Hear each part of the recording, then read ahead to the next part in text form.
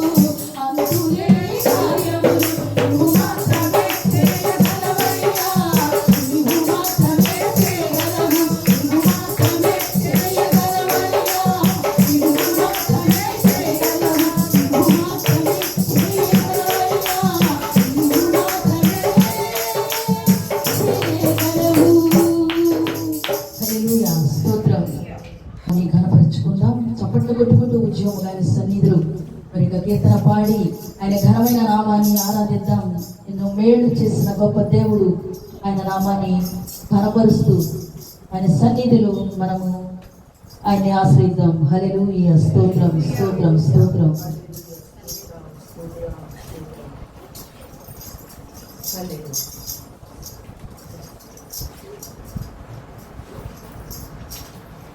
హల్లెలూయా స్తోత్రం. గగనము చీల్చుకొని గనులను తీసుకొని నన్ను కొనిపోవరానైన నా ప్రాణప్రియుడ యేసయ్య పాట పాడుకుందాం. హల్లెలూయా స్తోత్రం.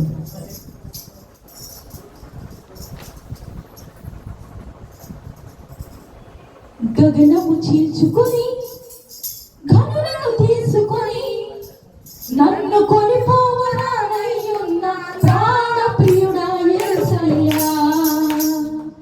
గగనము చీల్చుకొని గనులను తీసుకొని నన్ను కొనిపోవరానైన ప్రాణప్రియుడ యేసయ్య.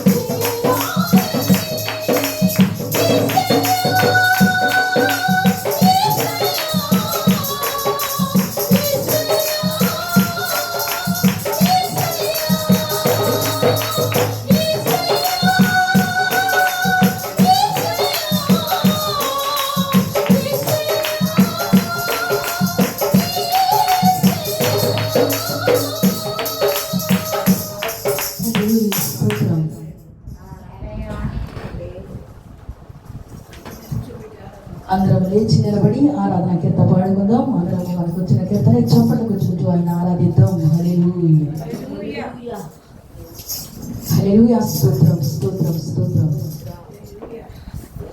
నీ వాక్యమేరా పరమ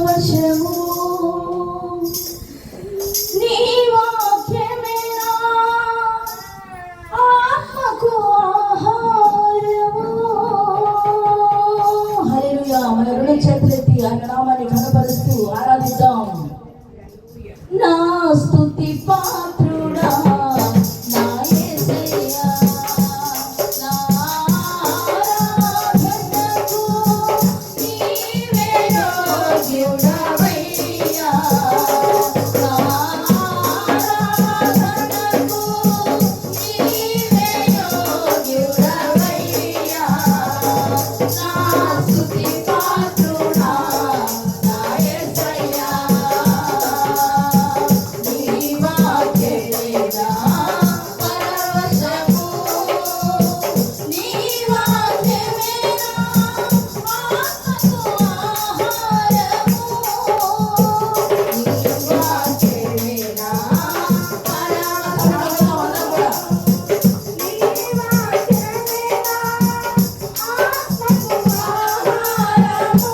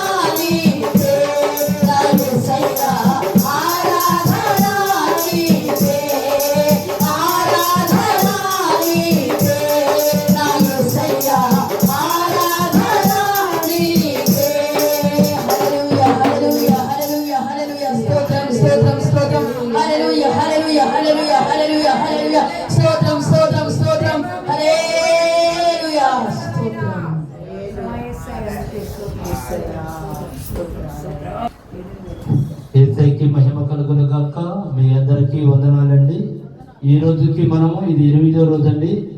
కృతజ్ఞత కూడిక మనము మొదలుపెట్టి 8వ రోజు మనం 40 రోజులు చేయాలనుకున్నాము, చేస్తున్నాం. మనం 40 రోజులు ఎందుకు చేస్తున్నాం? అందరూ అద్భుతాలు జరిగితే చేస్తారు. అద్భుతం జరిగింది అని చేస్తున్నాను నేను. దేవుడి పైన నమ్మకం, అది మన యేసయ్య పైన నమ్మకం.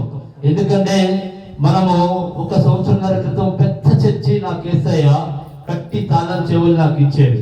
ఇప్పుడు దాన్ని నేను నాకు చూపించి ఉన్నాడు కనుక, యేసయ్య నువ్వు నాకు చూపించేవి కనుక నేను పెద్ద మందిరంలో నాకు ఇచ్చేవారి పరిపూర్ణ విశ్వాసంతో ఈ 40 రోజుల కూడికను మనం పెట్టుకుని ఉన్నాము, కృతజ్ఞత కూడిక.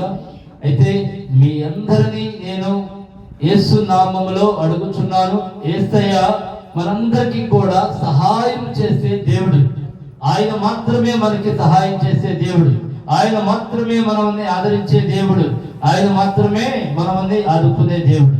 యేసయ్య పైన పరిపూర్ణ విశ్వాసంతో ఈ 40 రోజుల్లో అద్భుతమైన చర్చిని యేసయ్య నాకు ఇచ్చాడని నమ్మి ముందుగానే నేను కృతజ్ఞత కూడిక పెట్టి ఉన్నాను. దేనికంటే మన యేసయ్య ఏం చెప్పాడు? చూడక నమ్మిన దానికన్నా చూసి నమ్మిన దానికన్నా చూడక నమ్మిన వారు ధన్యులు. దేనికంటే అలాగే నాకు యేసయ్య చూపించి ఉన్నాడు కనుక నేను పరిపూర్ణముగా నమ్ముచున్నాను ఆయన అద్భుతం చేస్తాడని. నేనైతే ఎవరిని అడగటం లేదు, యేసయ్యను మాత్రమే అడుగుతున్నా. దేనికంటే యేసయ్య నువ్వు మాత్రమే సర్వ సృష్టికర్తవి, నువ్వు మాత్రమే సమస్తముని సృష్టించిన దేవుడివై ఉన్నావు.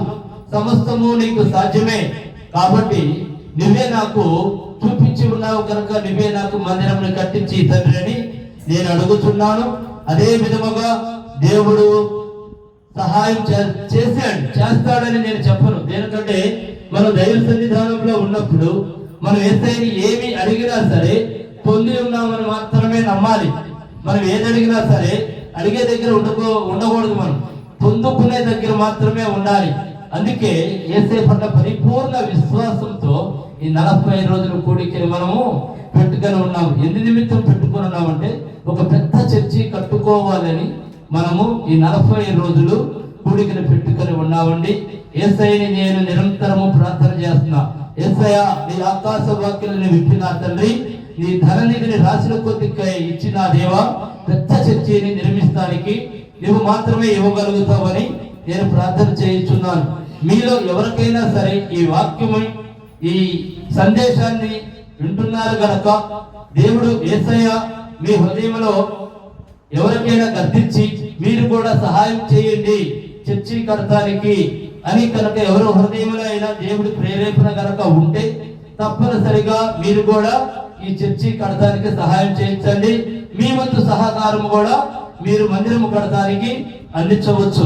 మన యూట్యూబ్ ఛానల్లో ఈ వస్తున్న దీనికి కింద స్క్రోలింగ్ లో మా trust number, account numbers, QR code ఇవన్నీ ఉంటాయండి.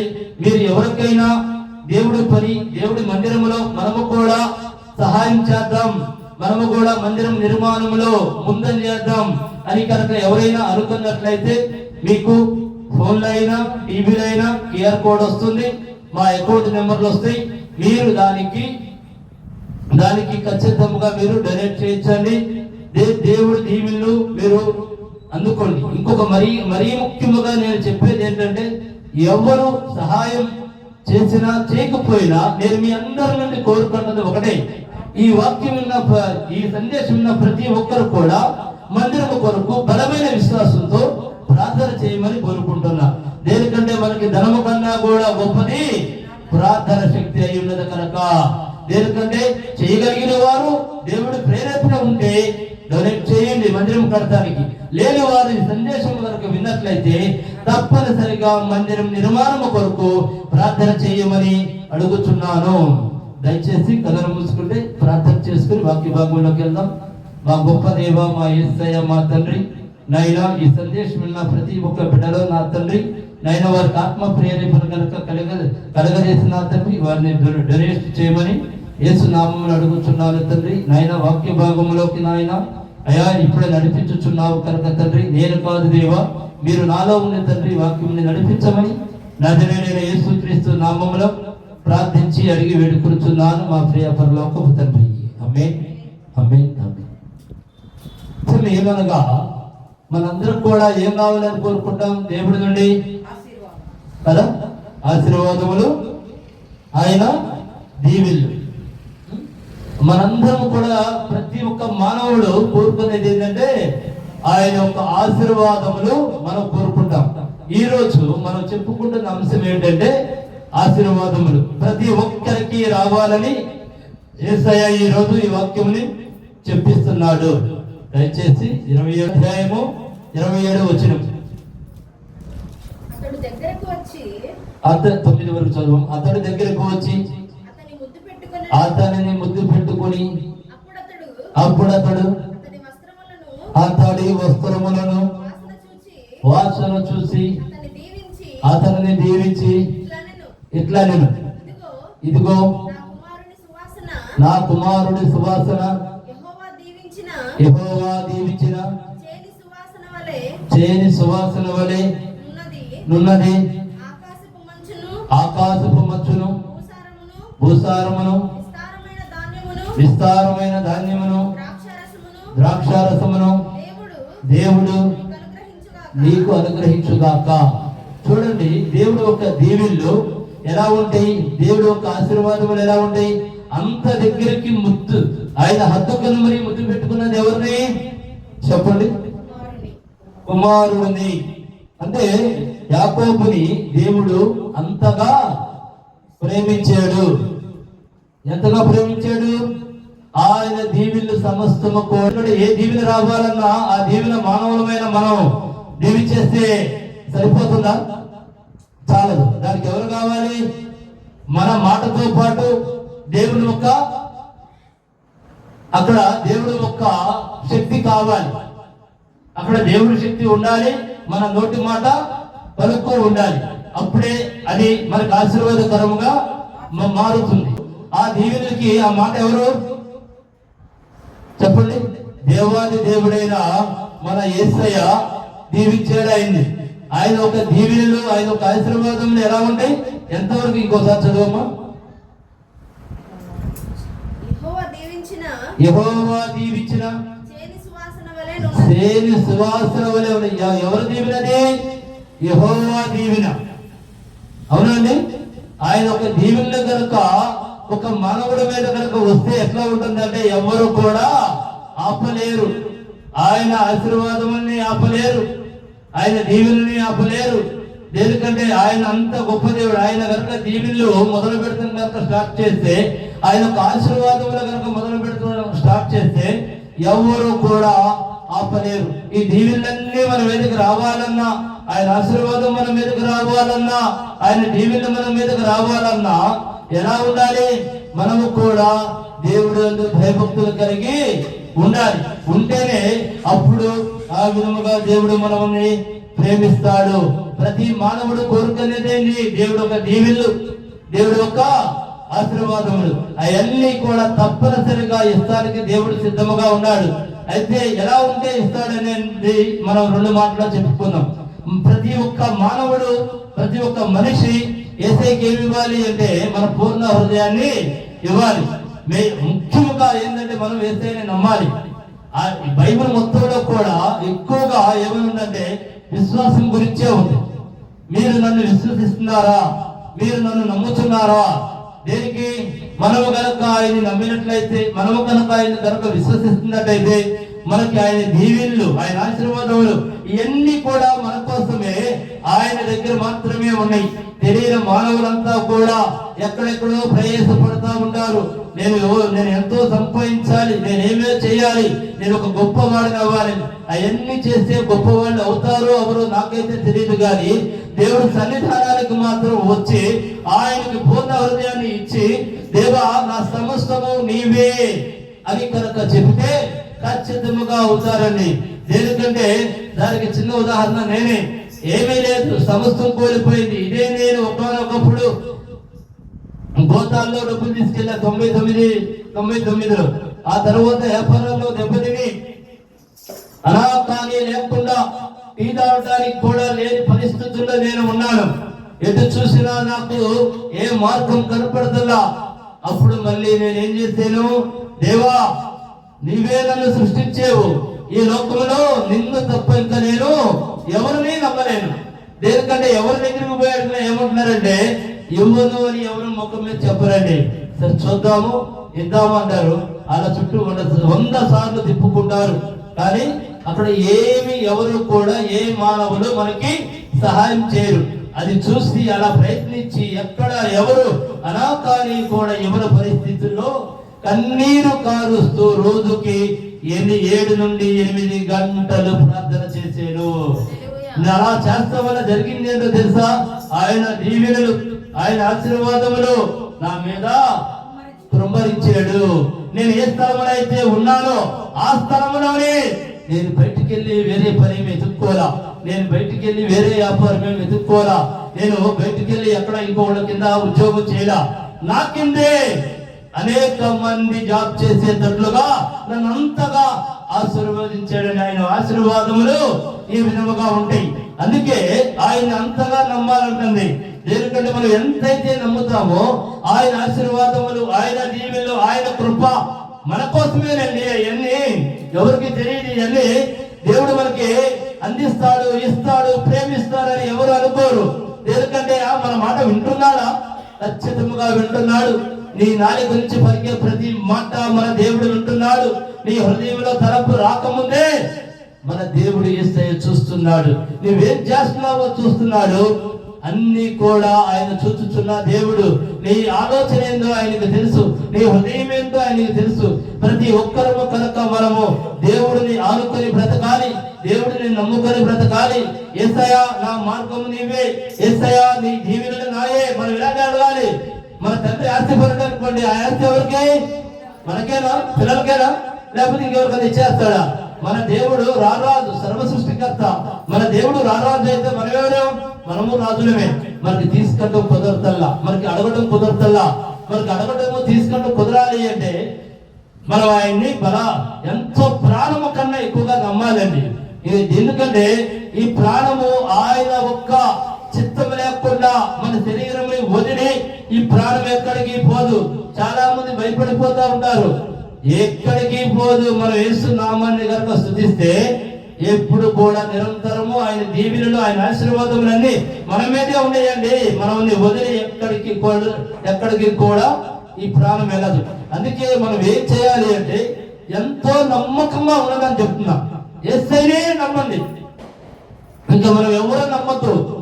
ఎవరన్నా నమ్మినా వాళ్ళకి ఇష్టమైతే సహాయం చేస్తారు, లేకపోతే సహాయం చేయరు. దేనికి? మానవులం కనుక. కానీ దేవుడైతే ఆయన సన్నిధానంలోకి వచ్చిన ప్రతి బిడ్డని ప్రేమిస్తాడు. ఏ బిడ్డను కూడా ఆయన వదలడు. అయితే ఒక చిన్న సమస్యలు వస్తూ ఉంటాయి చాలా మందికి. ఇది నేను నిజంగా చెప్పే తీరాలి. మనము కనుక ఎప్పుడైతే యథార్థమైన మనసు దేవుడికి ఇస్తామో, యథార్థమైన ప్రేమ ఎప్పటికైతే దేవుడి ప్రేమ కావాలనుకుంటామో, అపవాది ఏం చేసిందో తెలుసా? మనం వెలుచున్న మార్గానికి అడ్డుపడతా ఉంటుంది.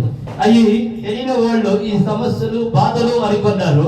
ఆ బాధలు ఎప్పుడైతే వస్తాయో మనం ఏం చేస్తామంటే దేవుడు మార్గం నుండి పక్కకు తప్పుకుంటాం. దేవుని ప్రేమిస్తూ వదిలేస్తాం. ఈ సమస్యలు ఎందుకు వచ్చినాయి అని మనం లోకం వైపు చూస్తూ స్టార్ట్ చేస్తాం. మీరేం చేస్తారంటే మీకు సమస్యలు రాని, బాధలు రాని, ఇబ్బందులు కానీ, అప్పులు అవని, శత్రువులు కానీ, మీరు మాత్రం యేసయ్య వైపు చూడండి. వాడు కొన్ని రోజులు మిమ్మల్ని వెంబడించి ఇతన్ని నేను ఆపలేను, వీళ్ళు దేవుడి బిడ్డలు అని నీ మార్గం నుండి తప్పుకుంటాడు. దేవుడు కూడా ఏం చేస్తాడంటే నువ్వు ప్రార్థిస్తున్నావు కదా, కానీ నీ ప్రార్థన ఆయన అన్ని వింటానే ఉంటాడు. నా బిడ్డ ఆ శోధనని జయిస్తాడా లేదా? ఇక్కడ ముఖ్యమైనది ఏంటంటే నీ మాట ప్రతిదీ వింటున్నాడని నమ్ము. వాడు శోధికుడు శోధిస్తున్నాడు, ఆ విషయం తెలుసుకో. నేను ప్రార్థిస్తున్నా సరే దేవుడు ఎందుకు నాకు ఇది బాధలు పెడుతున్నారు? దేవుడు పెట్టడండి. దేవుడు ఎప్పుడు కూడా ఆయన ప్రేమ చూపించే దేవుడు, ఆయన కరుణించే దేవుడు, కాపాడే దేవుడు, రక్షించే దేవుడు. దేవుడు ఎప్పుడు యేసయ్య బాధలు పెట్టడు, శ్రమలు పెట్టడు. ఇవన్నీ నిన్ను ప్రార్థన నుండి చెడగొడటానికి అపవాది నీ దగ్గరికి వచ్చి ఈ విధముగా నిన్ను ఇబ్బంది పెట్టింది. దాన్ని గమనించి మనం ఏం చేయాలంటే ఇంకెక్కువగా ప్రార్థనలో ఉండాలి. నేను ఇలాగే చేస్తా. ఉదాహరణకి నాకు ఏదైనా శరీర బలహీనత వచ్చింది అనుకో, నేను చాలా ఎక్కువ ప్రార్థన చేస్తా. అంటే నేను దాంట్లో ఛాలెంజ్ కాస్తా. రా నువ్వో నేనా, నేను ప్రార్థనలో ఉంటాను, నీ బలం ఏంటో నువ్వు తెలుసుకో, నా బలం ఏంటో నేను తెలుసుకుంటా. నాతో నా యేసయ్య ఉన్నాడు, నీకెవరు ఉన్నారని అడుగుతా. అపవాదిని నేను అడిగేది ఏంటో తెలుసా? నాతో నా యేసయ్య ఉన్నాడు. వ్యాధి అనే ప్రతి ఒక్కటి కూడా అపవాది తీసుకొచ్చే క్రియ. మనం ఏ వ్యాధితో పుట్టలా, దేవుడు మనల్ని మంచి ఆరోగ్యంతో పుట్టించాడు. ప్రతి ఒక్క వ్యాధి, ప్రతి ఒక్క బాధ, ప్రతి ఒక్క శత్రువుని, ప్రతి ఒక్క దరిద్రంని అందరినీ కూడా అపవాది పుట్టించుకొని మనమైతే తీసుకొచ్చింది. దానికి దేనికి లొంగవద్దు. మీరు చూటిగా యేసయ్యనే చూడండి, ఒకటే విశ్వాసంతో ఉండండి. నా యేసయ్య చూస్తున్నాడు. నీ ప్రార్థన శక్తి ఎప్పుడైతే పెరుగుతుందో అపవాది అప్పుడు పారిపోతాడు. దయచేసి ఇది గుర్తుపెట్టుకోండి. మనకి ఎన్నో సమస్యలు ఉన్నాయి, ఎన్నో బాధలు ఉన్నాయి, కానీ ప్రార్థన వదలద్దు. నిజానికి ఈ రోజున 5 పైసలు లేకుండా నేను మందిరంని స్టార్ట్ చేయాలనుకున్నా. నన్ను నేను నమ్మకం అయితే స్టార్ట్ చేయలేను. నా యేసయ్య పైన నాకు అంత బలమైన విశ్వాసం. నిజమండి, ఆయన నమ్మితే చాలు. నువ్వు ఎక్కడైతే ఉంటావో అక్కడే అద్భుతాలు సృష్టిస్తాడు. నువ్వు ఏమైతే చేస్తున్నావో ఆయన నీతోనే ఉంటాడు. నీవు వెళ్ళే ప్రతి మార్గం నీకు వెలుగుగా మారిపోతుంది. చీకట్లో నువ్వు వెళ్ళినా చీకటి చీల్చుకొని అక్కడ వెలుగు పడుతుంది. ఆయన అంత గొప్ప దేవుడు. మనం ఆయన అంతగానే నమ్మాలి. చాలా మంది అనుకుంటా ఉంటారు, నిజంగా నా ప్రార్థన ఆలకిస్తలేదండి. ఆలకిస్తున్నాడు, ప్రతి మాట ఆలకిస్తున్నాడు. కానీ అక్కడ ఒక త్రాసు ఉందమ్మా. అంటే ఒక త్రాసు ఉన్నప్పుడు ఏమైంది చెప్పండి? పాపం బలం ఎక్కువ ఉందనుకో, పాపం వైపు అది దిగిపోయింది. మనం ప్రార్థన చేస్తా ఉండకపోతే ఏమైంది? పాపం బరువు తగ్గిపోయింది, ప్రార్థన బరువు. ఎప్పుడైతే ప్రార్థన బరువు పెరుగుతుందో అపవాదికి స్థానం ఉండదు. అపవాది పారిపోవాల్సిందే. దయచేసి ఎన్ని కష్టాలు వచ్చినా, ఎన్ని ఇబ్బందులు వచ్చినా ప్రార్థన మాత్రం ఆపద్దు. నిజానికి నేను ఈ 40 రోజుల కూడికలో నేను అనుకున్నాను, అందరికీ 40 రోజులు పలహారం ఇద్దాము, తక్కువ ఖర్చులో పోయింది. మందిరం కట్టిన తర్వాత రోజు ప్రార్థన పెట్టి అందరికి రోజు భోజనాలు చేద్దాం అనుకున్నాను. నేను నా తలంపు వేరు, కానీ ఇక్కడ దేవుడి తలంపు వేరు. మనం స్టార్ట్ చేసిన దగ్గర నుంచి కూడా దేవుడు ప్రతిరోజు కూడా మందిరంలోకి వచ్చిన వాళ్ళకి ప్రేమ విందు ఏర్పాటు చేస్తున్నారు. ఆయన గొప్ప దేవుడు. అంటే మన తలంపులు వేరు, దేవుడి తలంపులు వేరు. అందుకే మేము కూడా ఇంట్లో ఎంత ఖర్చు అవుతుంది ఏంటి అని ఆలోచిస్తున్నా. ఎందుకంటే నేను చేస్తుంది ఎవరి పని? దేవుని పని. నా దేవుడు చూస్తున్నాడనే నమ్మకం నాకుంది, నా మాటలు వింటున్నాడనే నమ్మకం నాకుంది. ఎందుకంటే నేనేమి తప్పు చేస్తల్లా, నేనేమి శ్రద్ధ ఖర్చు పెడతల్లా.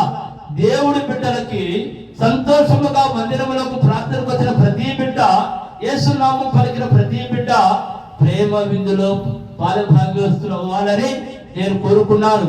అందుకే దేవుడు ఆయన వచ్చిన ప్రతి బిడ్డకి కూడా వాక్యం వినాలి, ఆత్మీయాహారం భుజించాలి, శరీరాహారము భుజించాలి. అందుకే దేవుడు ఏర్పాటు చేశాడని నేను యేసయ్యని అంతగా నమ్మి ఉన్నాను. ఆయన చాలా గొప్ప దేవుడు అండి. ఇంకొక వాక్య భాగంలోకి వెళ్దాం. ఆదికాండము 17వ అధ్యాయము 1-5 వచనములు.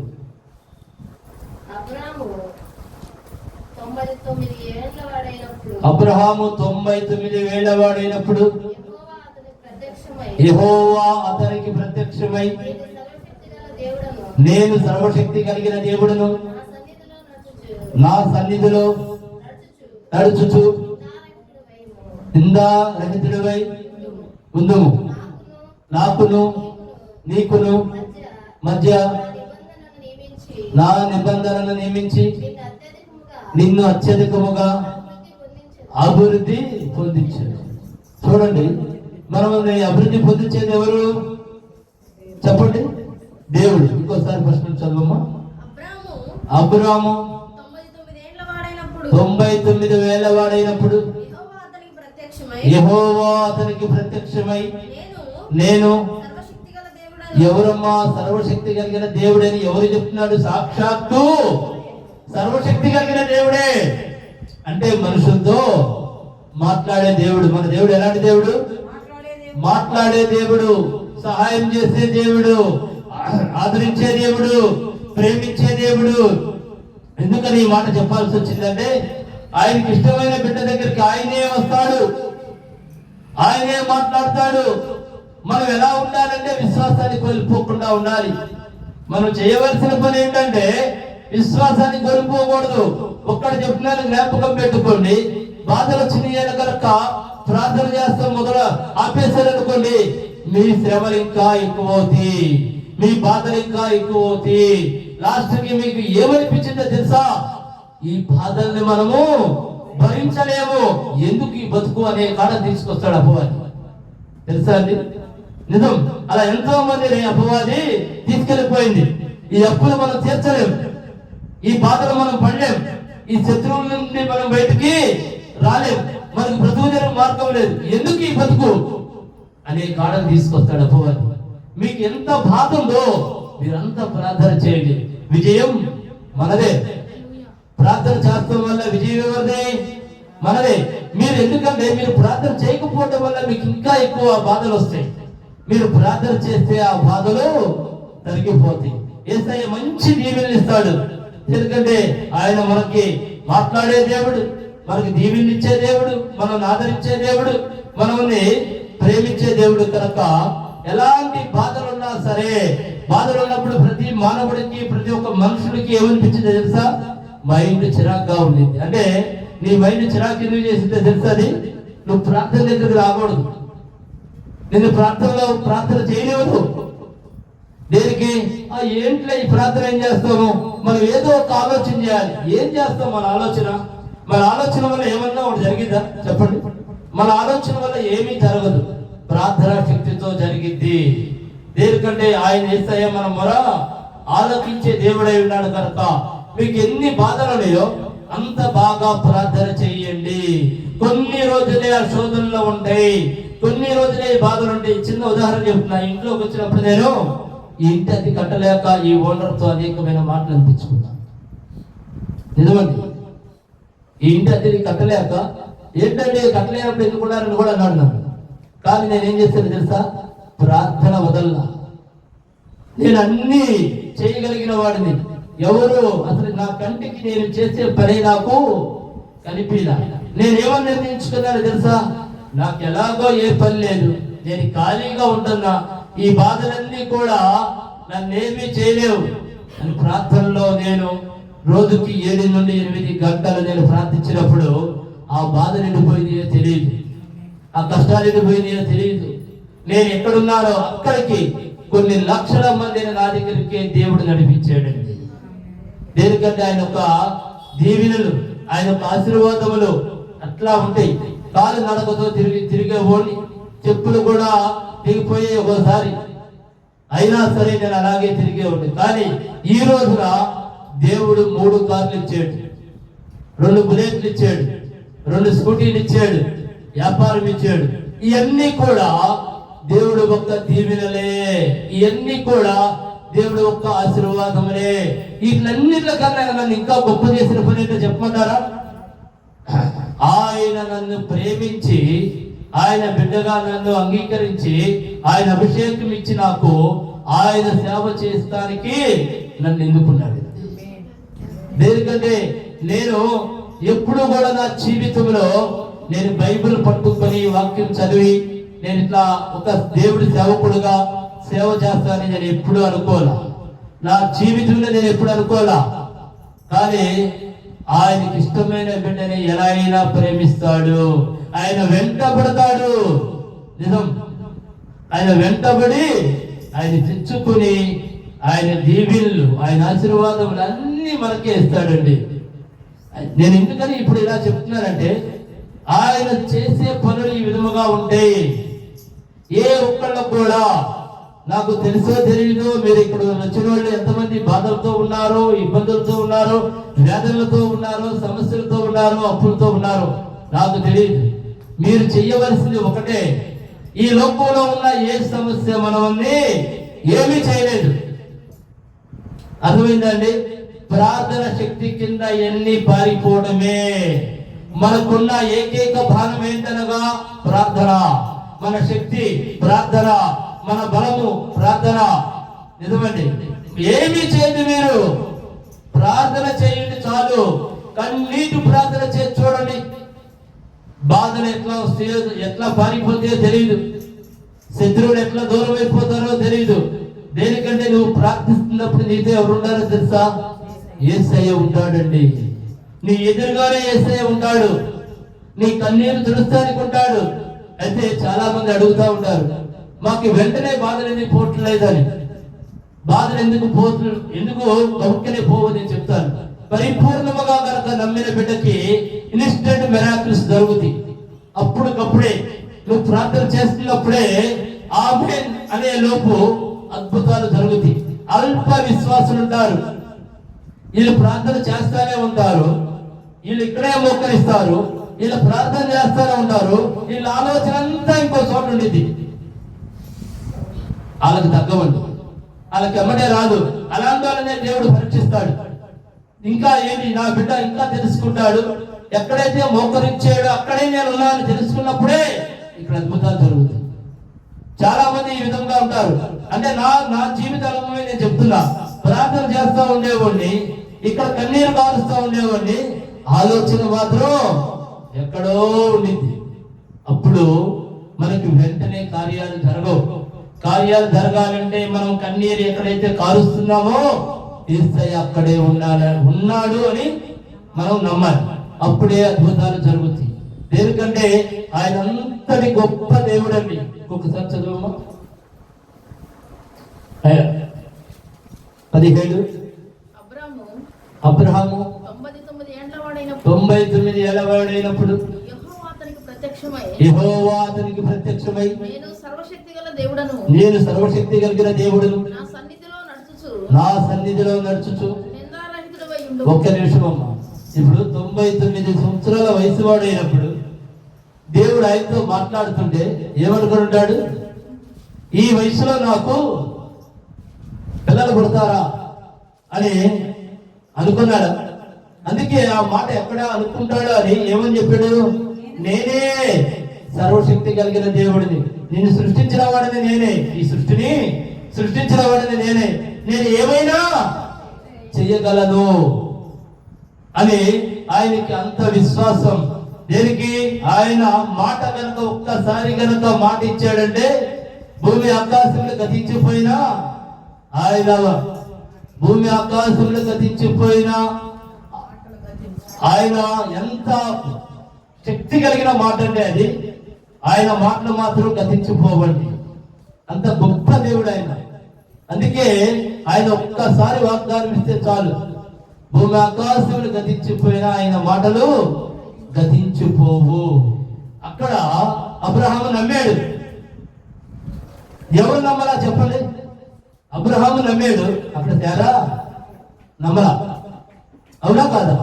నేను సర్వశక్తి కలిగిన దేవుడిని అన్నప్పుడు అబ్రహాం నమ్మాడు. కానీ అక్కడ తేడా నమ్మిందా? ఈ వయసులో నాకు గర్భమా అని నమ్మింది. కానీ దేవుడు ఏం చేశాడు? యెహోవాకు అసాధ్యమైనది ఏదైనా కలదా? చూడండి, ఆయనకి సమస్తము సాధ్యమే. ఎందుకని మనం చెప్తున్నారంటే నమ్మకం వచ్చండి. మన నమ్మకం అంటే యేసయ్యే. ఈ సృష్టిలో మనం ఎవరినైనా నమ్మాలి అంటే దయచేసి యేసయ్యని మాత్రమే నమ్మండి. సమస్త అద్భుతాలు మన సొంతం, సమస్త ఆశ్చర్య కార్యములు మన సొంతం. అన్ని దీవులు కూడా మనకే వస్తాయి. ఆయన అంత గొప్ప దేవుడు గనక ఆయన మాత్రమే నమ్మమని మనందరూ కూడా ఆయన ఆశీర్వాదాలు కావాలని ఏం చేయాలి చెప్పండి? ఎవరైతే నమ్ముతారో వాళ్ళందరి మీద కూడా ఆశీర్వాదాలు పురంభరించే దేవుడు ఆయన గొప్ప దేవుడై ఉన్నాడు. దేనికంటే టైం సరిపోవటం లేదు. రేపు కూడా మళ్ళీ మనం ఆశీర్వాదాల గురించే మాట్లాడుకుందాం. ఆ వాక్యమే చదువుకుందాం. చెప్పు. ఇస్సాకు ఇస్సాకు ఆ దేశమందున్నవాడై విత్తనము వేసి విత్తనము వేసి ఆ సంవత్సరము ఆ సంవత్సరము నూరంతల ఫలము పొందెను. 100 యెహోవా యెహోవా అతనిని ఆశీర్వదించెను ఆశీర్వదించును గనక ఆ ఆ మనుషుడు గొప్పవాడాయెను. గొప్పవాడాయను. ఎందుకంటే మన దేవుడు ఒక ఆశీర్వాదములు మనకు కావాలమ్మా. ఆయన ఆశీర్వాదములు కావాలంటే మనం ఎలా ఉండాలో తెలుసా? రాజు కన్నా గొప్పవాడు ఎవరు చెప్పండి?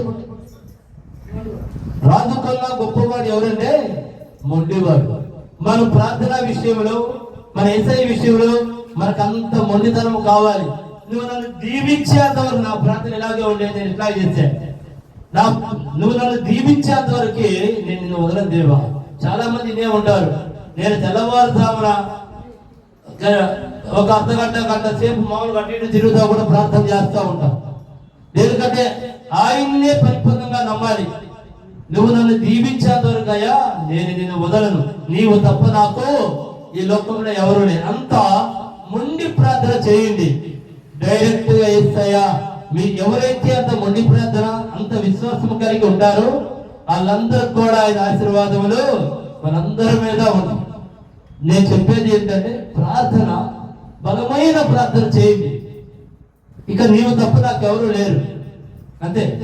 మనకి ఎవరి వైపు చూడకూడదు. అంత మొండి ప్రార్థన కనుక చేస్తే దేవుడి ఆశీర్వాదములు మనతోనే ఉంటాయి, మనందరి మీద ఉంటాయి. దయచేసి పదులు మూసుకుంటే ప్రార్థన చేసుకుంటాం.